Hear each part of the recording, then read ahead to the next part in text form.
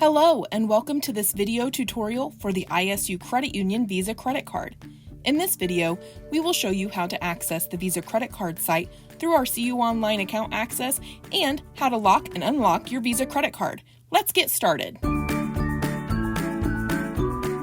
First, you'll want to navigate to our website, isucreditunion.com, and log in with your CU Online account access credentials. Once you are logged in, you'll navigate to Additional Services and select Visa Credit Card Access from the drop-down menu. This selection will open up a second browser window.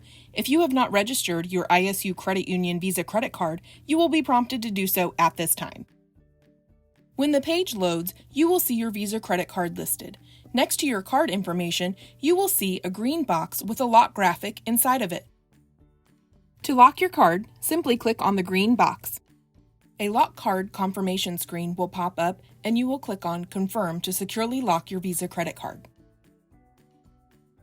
You will now see that the green box's color has changed to red, indicating that your Visa credit card is now locked and cannot be used. When you are ready to unlock your Visa credit card, simply click on the red box.